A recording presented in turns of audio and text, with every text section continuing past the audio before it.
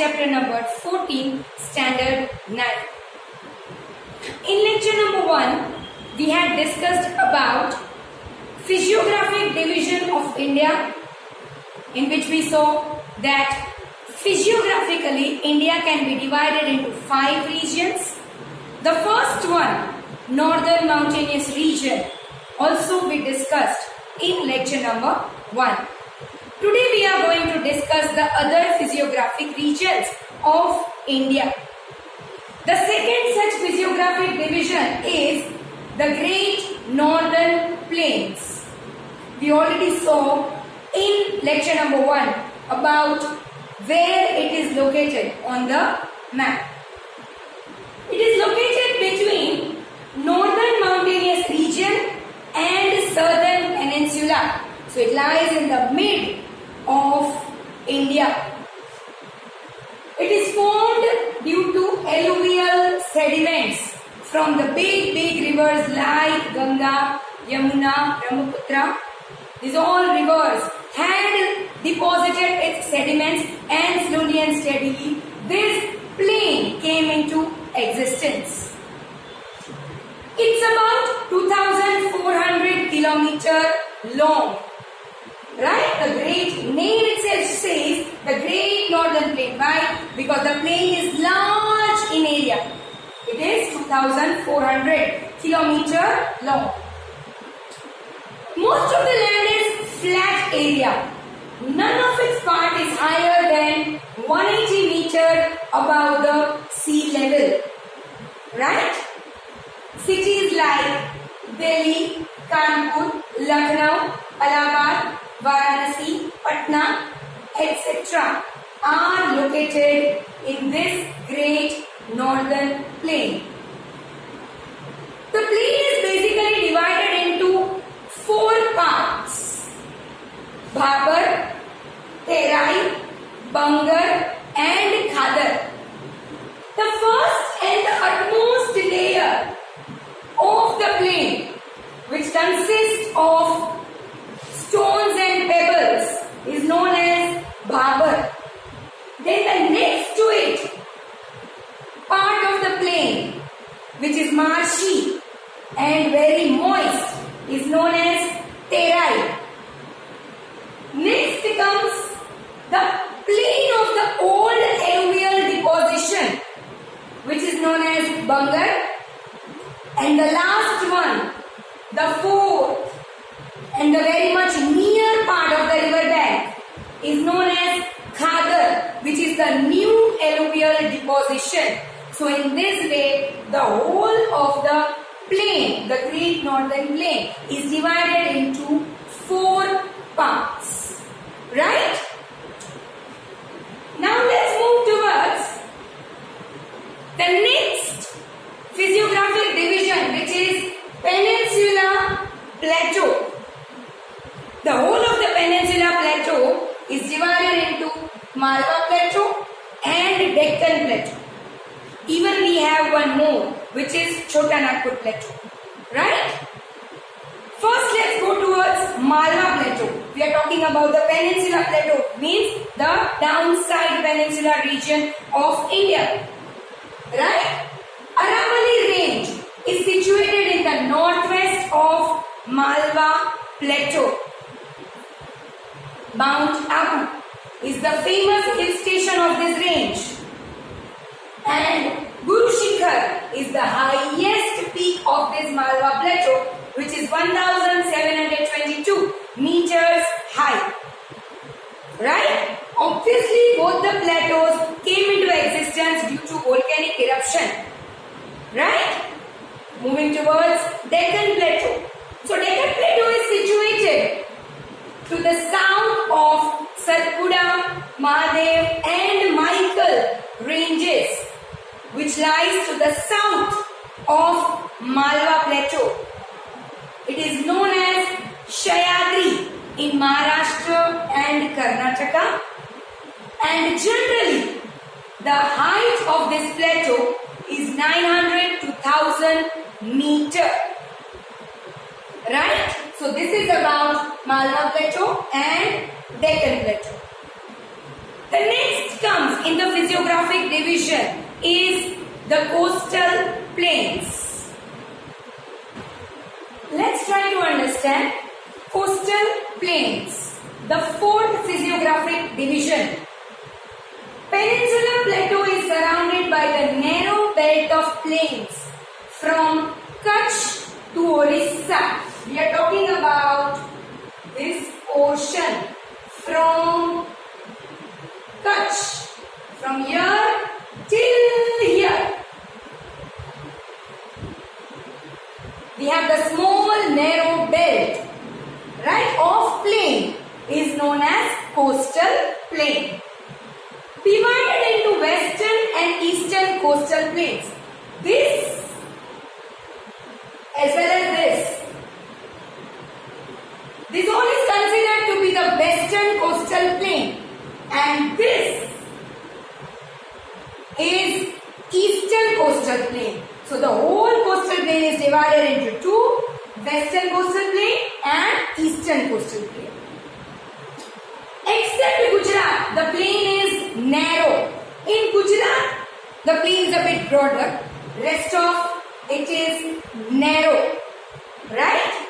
Many natural ports on the western coast includes Mumbai and Marma, Goa. Many others are also there. Right? Eastern coastal plain is much broader than the western coastal plain. Right? Western coastal plain is having the sea boundary of Arabian Sea, and eastern coastal plain is having the sea boundary of Bay of Bengal.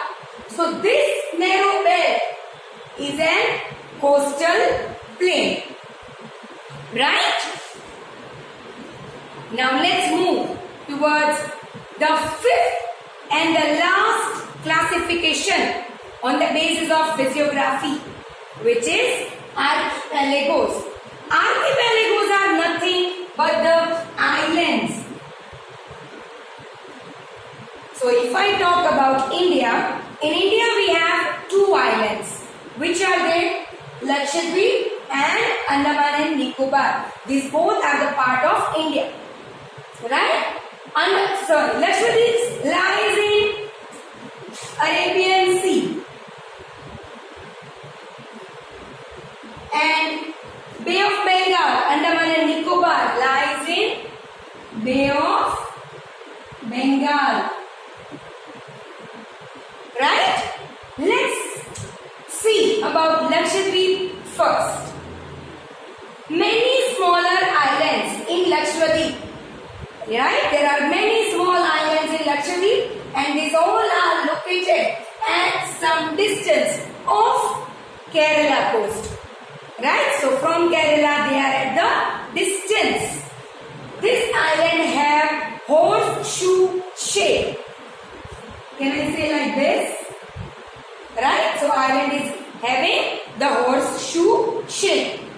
Such coral islands are called atolls. Now what do you mean by the coral islands? Coral islands are the islands where we would be able to see the large corals. Right? What are corals? Big stones with the tiny holes into it. Obviously created by the aquatic animals. Right? Next is Andaman and Nicobar. We have already discussed that it is situated in Bay of Bengal. Here. Right? Number of islands is many more. And 3 of it is very far from the Indian coast. Right? Few mountain ranges are also available on this Andaman and Nicobar island. Obviously, these mountain ranges have come into existence due to volcanic eruption. Right? These islands are spread over 350 kilometers. And Barren Island of Andaman and Nicobar is the only active volcano of India. Right? So this is how we got the information about all the 5 physiographic divisions of India. Our next topic of the chapter is rock. We all know what do you mean by rocks. Rocks are stones, right? But what basically the definition of the rock mean? A composite matter made up of one or more minerals is called rock. We all know that all the rocks are made up of certain mixtures of different minerals or metals, right? So basically all the rocks can be classified into 3.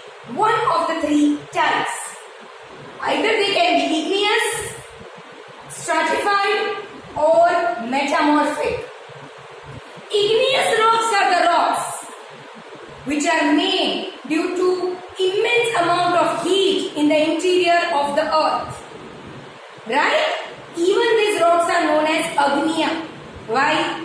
Because they are made due to the heat inside the earth's crust. Right? Due to lava, magma. We know this well. The examples of such rocks are granite, basalt, etc. Stratified rocks are the rocks which are made due to the deposition of soil. Right? Examples of these rocks: coal, gypsum, limestone, etc. And the third one is metamorphic rock.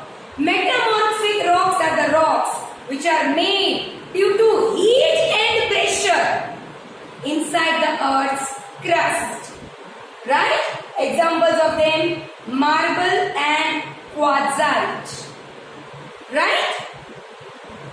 This is about rocks, its different examples, how they are formed. Right? Even you should find out certain examples of all the 3 kinds of rock. Right? Next in the chapter, minerals. Basic, we all know that basically minerals we get from beneath the earth's crust by mining. Right? Definition of the mineral will go like this. Mineral is that matter which formed due to natural, organic or inorganic process and has specific chemical composition. Right? Anything which is inside the earth's crust form and had natural, organic and inorganic process into it and a specific chemical composition. Minerals are classified into metallic minerals, non-metallic minerals and energy resources. Right? Metallic minerals are further classified into precious metallic minerals, light metallic minerals, minerals which are generally used, which are very common: iron, copper, right? And minerals which are used as an alloy. What do you mean by alloy? When we combine more than one minerals are known as alloy. Non-metallic minerals are the minerals which have non-metallic kind of the characteristics. And there are minerals which are used as an energy resources like petrol, diesel, etc. This is how we are coming to the end of this lecture today. The remaining topic of soil and types of soil we would be covering in our next lecture. Till then, thank you so much. आभार।